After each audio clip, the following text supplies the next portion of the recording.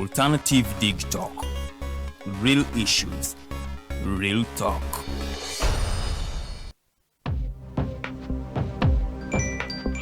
Go to the church, though. Tawali man, what's up? Man, can you imagine people just dump everywhere? Someone drinks water and throws the bottle wherever. Come on, Rogers. What else do you expect people to do with an empty bottle? Simanya now, do you know that plastics take at least 450 years to decompose? What? That's a long time. Exactly. Because plastics are made out of a lightweight and flexible material that doesn't decompose easily. And plastics everywhere in the environment cause plastic pollution. What is plastic pollution now? It is the accumulation of plastic waste in the environment, like bottles, polythene bags, straws. All of these contribute to plastic pollution. I have been using them without knowing their effect. Yeah, a lot of people have. Plastics are a danger to the ecosystem, both on land and in water. So how can we overcome this problem? Is there something we can do? Oh yes, we can reduce by minimizing the use of plastics, reuse by repurposing them, or recycle by collecting and processing them into new products. Everyone wants to change the world, but no one wants to change themselves for the world. How about we change our habits for the world? And it starts with me and you. This message is brought to you by Alternative Digitalk. Hi, Rogers. Can I ask you something? Shoot. What does corruption mean? Well, summarily, corruption is abuse of public power for personal gain or for the benefit of a group to which one owes allegiance. For example, when a public office is abused by an official accepting or soliciting a bribe. By the way, private people can be corrupt too, like bribing police officers to escape fines. Okay. So exactly how does that concern me? Well, do you pay taxes? I guess, yeah. What does that have to do with this? Everything. Because those taxes you pay are supposed to facilitate services you use, like water, electricity, roads construction, medicines in hospitals, name it. Okay, that is much bigger than I thought. But it can be stopped, right? Well, yes it can, although it may not be as easy as it sounds. And here is the reason why. Corruption roots are grounded in our country's social, political, economic, bureaucratic traditions and policies. So, what has kept it going this long? I mean, why don't we stop it? Well, the main reason why it has been here for so long is because institutions are weak, either as a result of poorly defined ethical standards of public service, weak administrative and financial systems, or ineffective watchdog agencies. What can we do to stop it? At a national level, we must focus on strengthening the independence and effectiveness of public institutions that fight corruption. At a personal level, we must commit to never giving a bribe. I promise I'll never give a bribe. Well, that's a great decision you have made. Me and you now have to spread this message to all our friends. If we all do our part, corruption will be no more. This message is brought to you by Alternative Digitalk.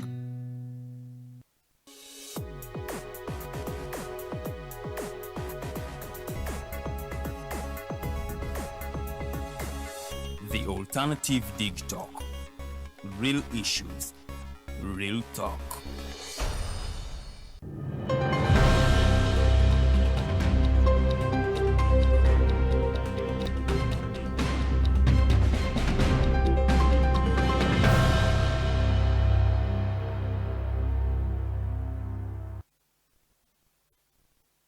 All right, coming to you live from Uganda's capital, Kampala. This is the Alternative Dig Talk TV. My name is Kenneth Rwemirembe. This is the mighty global news updates, a moment where we take you through the stories that are shaping conversations here in our country, Uganda. And whenever time allows, we always take you outside to know what's happening over there as well. Now we know and we believe you're having a good day over there. If it's not going like that, our prayers have never stopped being that we wish you the very best of each day. It's a blessing that since the beginning of this very year, you've been breathing in a free oxygen from the very beginning of January up to here. We are in December and almost ending 2025, heading into 2026. A very unique year where we have the presidential elections. And a lot of things have been happening this year. We believe you have had good memories. The good and bad, of course, are also the bad are unavoidable sometimes, and At least we believe we have all picked lessons from whatever has not gone on well. This is the Mighty Drive show that runs Monday to Friday, 8 a.m. to 10 a.m. And before the entire show, where we bring in special guests, we always come in here to give you the updates and keep you informed. Here we prioritize matters of national importance as well as keeping you updated. We believe you can never make an informed decision if you do not get the right information, and especially from a right source like this one that is trusted by millions of people. Feel free to subscribe to our YouTube channel and be part of this mighty platform. You can always follow our conversations on all our social media platforms, and our social media handle is at The Alternative TikTok. You can always have us even on our TikTok account. It's been created we always upload in shorter clips of the entire conversations we do have. Feel free to share to a friend and always ask your questions, give your submissions, because we believe that the conversations shared here do not benefit just the presenters, but the entire country and the entire world. So please, we believe you are also part of this conversation, and we always welcome your submissions. But for now, allow me to take you through the stories that are hitting headlines here in our country, Uganda. Now, of course, I talked about the 2026 general elections that are just right in the corner. We're just counting less than 2 months now to the 2026 general elections, where the country will be now deciding who becomes Uganda's next president, and even other elective positions, members of parliament and other elective positions. But of course, the race has been very tight. We are in a period of campaigns. Some cases of people being assaulted are being reported. The situation has not been that favorable. But now, in the same vein, Honorable Kyagulanyi's camp was in Gulu the previous Saturday, last week. But the situation wasn't right. Most of the supporters were beaten when they were trying to go for their campaign rally that was expected to take place there. The security operatives blocked the way and stopped them from accessing their campaign venue. Now Kyagulanyi and his team decided to insist and continue to his campaign venue. But of course, the situation was tough. As you're seeing on that screen, very many people were beaten. Kyagulanyi's supporters were beaten by men in uniform, as you're seeing over there. And several people were injured over there in that particular area. We saw a group of people trying to surround and protect Honorable Robert Kyagulanyi Sentamu from being beaten. Of course, they had to take all the canes, as you're seeing over there. We saw the very security team, the security of that was deployed by the Electoral Commission, that was given to Honorable Kyagulanyi to protect him, also being beaten in this as they are trying to protect their boss from being assaulted or beaten by these security officers. Now, following that very incident that many took in different ways, with many criticizing now the security forces for being partisan and disrupting the NUP campaign trails, and others saying that it is the NUP that is violating the guidelines that were given by the Electoral Commission by carrying out processions. Now, Chituma Rusoke, the police spokesperson, had to comment on that incident in a press conference, and he has said, as police, they regret what happened, and they said investigations have already kicked off to find out what really caused this, who were the people behind this, to find out what should be done as soon as possible. That's the promise that was made by the Uganda police, of course, through the spokesperson, Kituma Rusoke. And he said that all political candidates should abide by the rules given by these security officers and the Electoral Commission of the country, that they shouldn't violate any guidelines. They should do everything under the law. He also asked the police officers to always conduct themselves properly, that they should not mistreat Ugandans or behave in any way that is not expected out of them.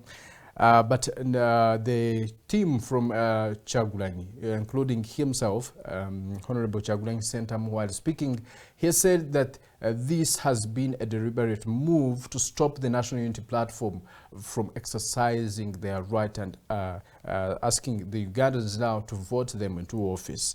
Kyagulanyi, of course, said that they have notified all the regional bodies, including the East African Community, the United Nations, as well as the African Union, and that the country is watching whatever is being done, and that the NUP will not stop, and they are to continue their gospel of a new Uganda, as they always say. That is it from there, and the police had to say that to us, assuring us that the investigations are ongoing and we are yet to find out what really caused this and what could be next.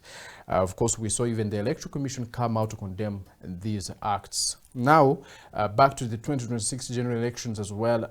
Honorable Kyagulanyi Sentamu yesterday was in Nakawa at Embeera prayer ground, and asking the people, of course, to vote the National Unity Platform into office in every elective position in their agenda, where they say that whatever you see the umbrella as their symbol, you should vote.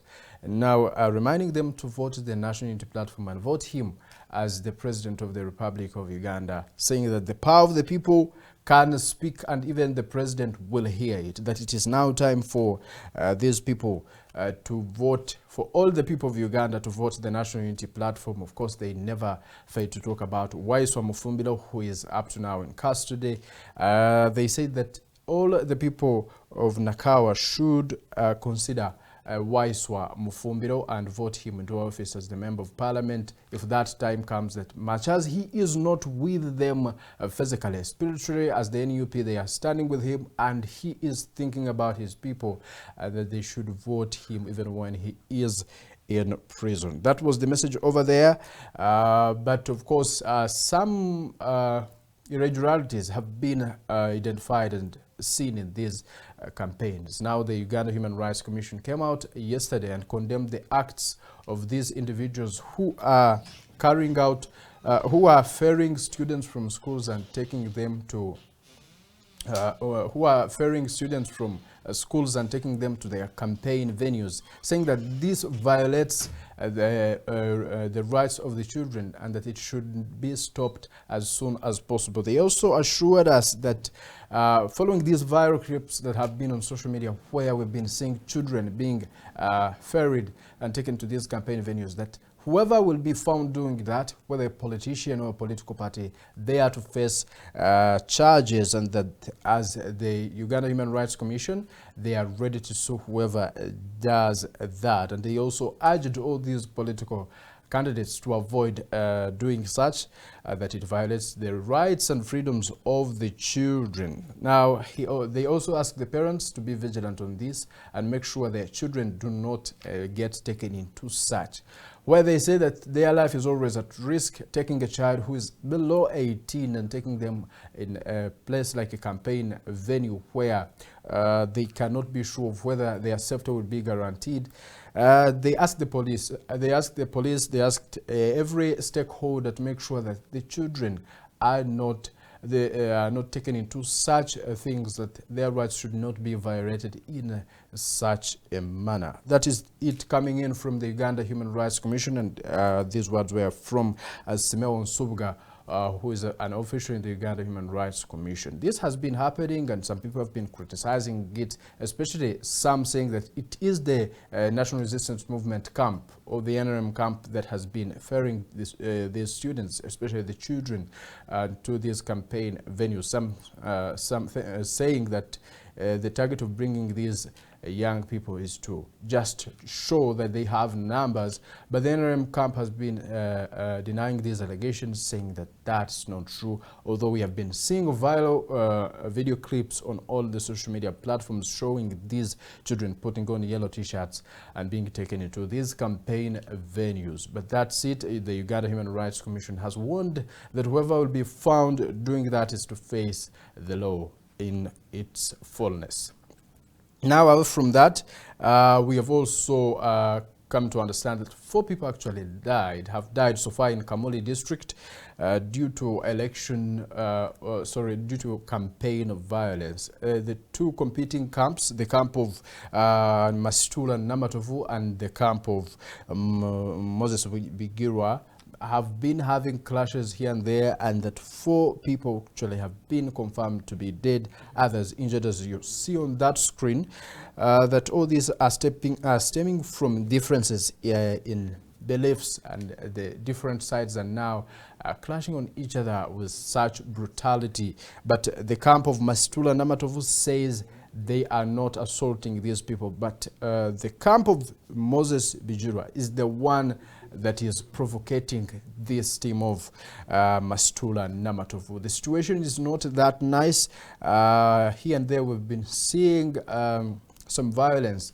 The election campaigns that started peacefully are now transforming and getting into violence as we get closer to the polling day, 15th of January 2026.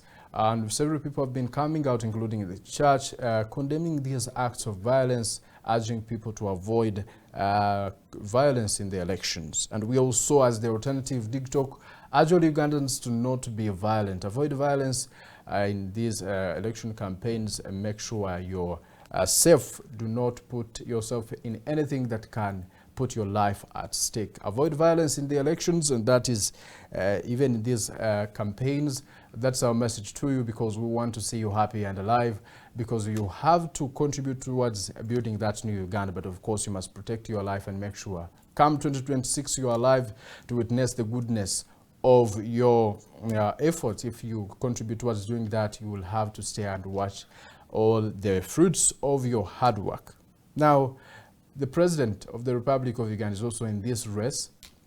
Museveni, a great man, as the NRM people call him, the old man with a big heart, of course, is in this campaign, asking the people of Uganda to vote him and vote the National Resistance Movement, that they should vote the NRM, because they have fought so hard to make sure Uganda achieves the stability it enjoys so far, that a lot of things have been done. President Museveni has been in office for now close to 40 years, and he still promises that if Ugandans vote him again, a lot of good things will happen to them. They will have to now become a middle-income state, that they will now be recognized among the countries that are at least fairly strong in terms of economics or economically, and that this will be done only by voting the NRM government back into office, that they have the required experience, they have set the foundation for this to happen.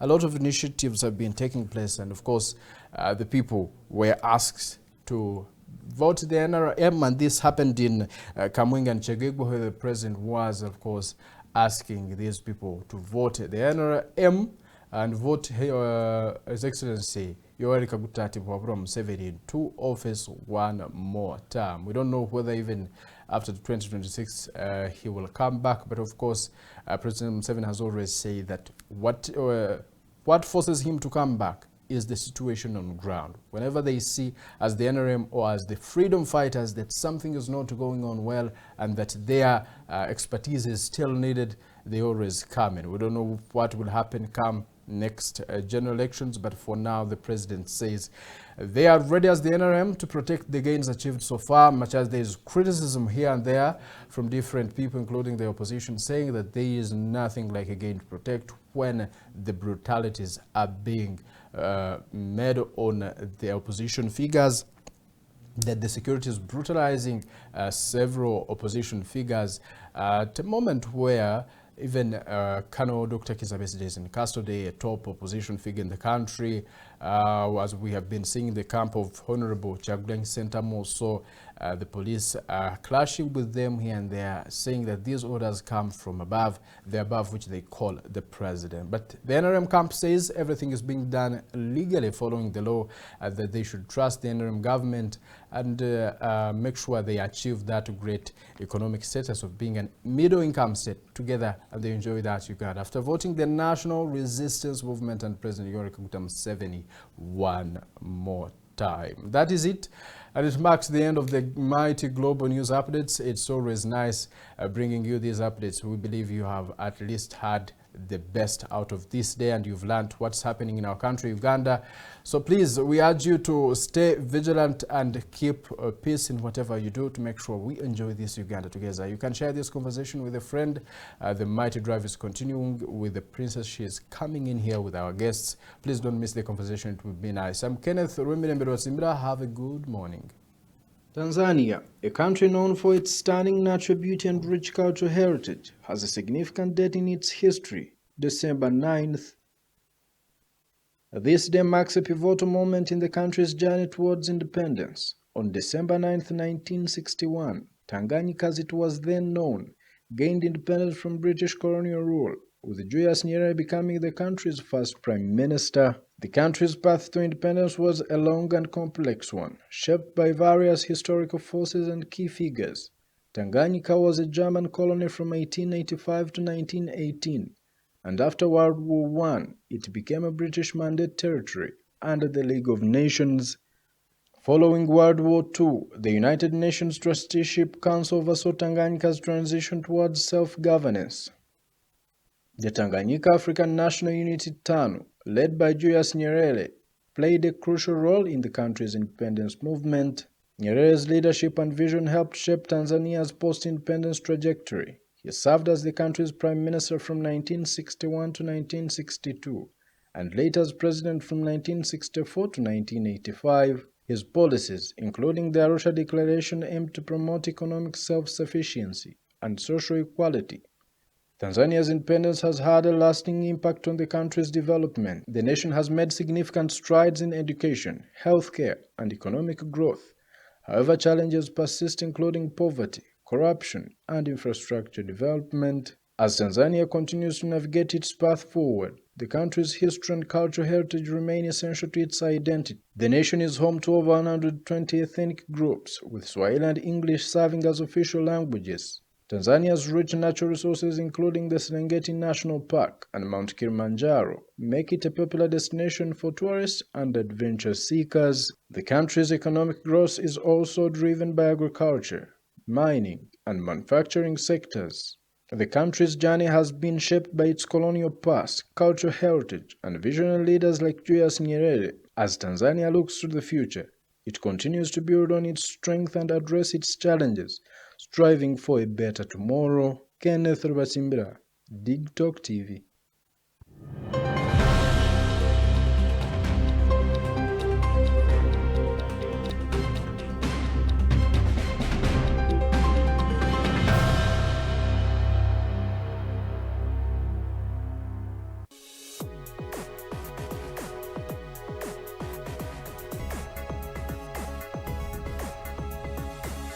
The Alternative Dig Talk. Real issues, real talk. Hi, Rogers. Can I ask you something? Shoot. What does corruption mean? Well, summarily, corruption is abuse of public power for personal gain or for the benefit of a group to which one owes allegiance. For example, when a public office is abused by an official accepting or soliciting a bribe. By the way, private people can be corrupt too, like bribing police officers to escape fines. Okay. So exactly how does that concern me? Well, do you pay taxes? I guess, yeah. What does that have to do with this? Everything. Because those taxes you pay are supposed to facilitate services you use, like water, electricity, roads construction, medicines in hospitals, name it. Okay, that is much bigger than I thought. But it can be stopped, right? Well, yes, it can, although it may not be as easy as it sounds. And here is the reason why. Corruption roots are grounded in our country's social, political, economic, bureaucratic traditions and policies. So, what has kept it going this long? I mean, why don't we stop it? Well, the main reason why it has been here for so long is because institutions are weak, either as a result of poorly defined ethical standards of public service, weak administrative and financial systems, or ineffective watchdog agencies. What can we do to stop it? At a national level, we must focus on strengthening the independence and effectiveness of public institutions that fight corruption. At a personal level, we must commit to never giving a bribe. I promise I'll never give a bribe. That's a great decision you have made. Me and you now have to spread this message to all our friends. If we all do our part, corruption will be normal. This message is brought to you by Alternative Digital.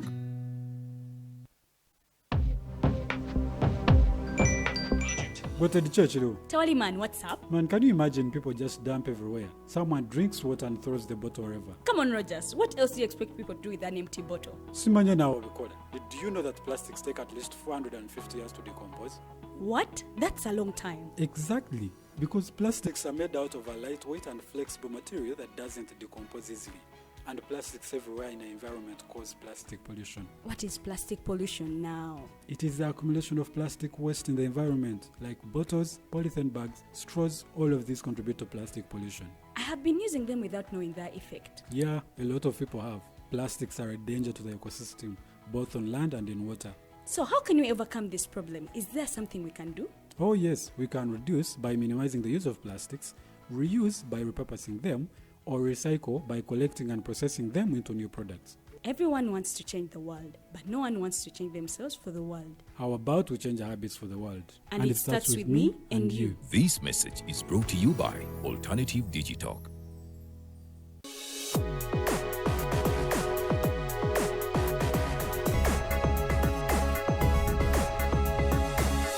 The Alternative Dig Talk. Real issues, real talk.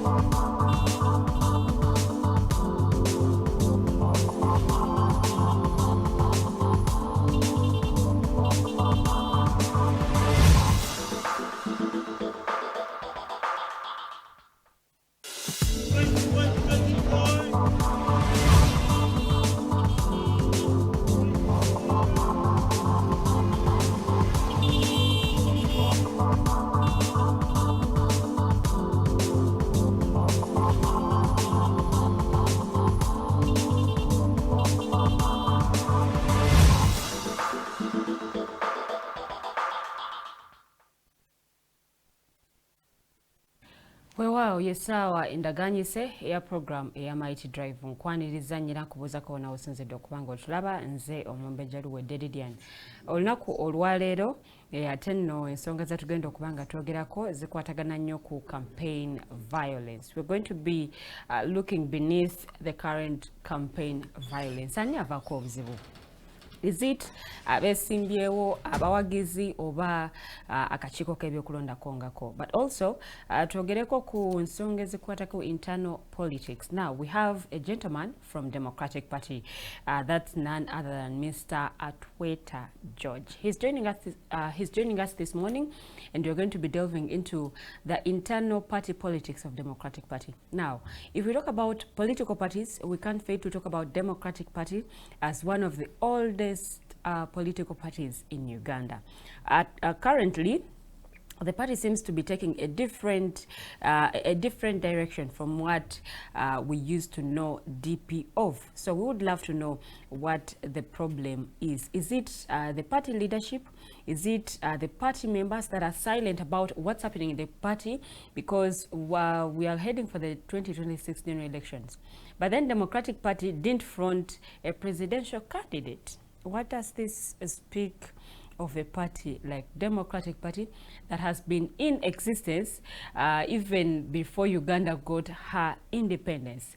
And we're going to be delving into that. But you can join in on our Facebook pages, that is Alternative Digital on Facebook and YouTube. Drop in your questions, drop in your comments. I'll be reading them as the show continues. As time allows, we're going to be joined by Commissioner Fred Bamwine. Now, he is from NRM. We're also going to be talking about NRM's 40 years in power. What is it that has failed to work that is pushing them to come for another term? Joining us this morning, like I said, Mr. George Atweta. Welcome to the show, and thank you for joining us this morning. Good morning, viewers. This is a great morning. I'm grateful for the opportunity to be here and share with our members. Okay. As you've been told, I am George Atweta. I have been a member of the Democratic Party from the youthful times up to this time. The challenge is, if I can, I think, move on, that we see in the Democratic Party, the DP is a party of truth and justice. Is it the same that's happening right now? Is it still the party of truth and justice? And that's where the issue is. No. Because there has been a deliberate and intentional effort by some of the members to divert from the principles that the founders of this party envisioned. Before we actually move forward, let's Yes. get back onto the times you joined Democratic Party.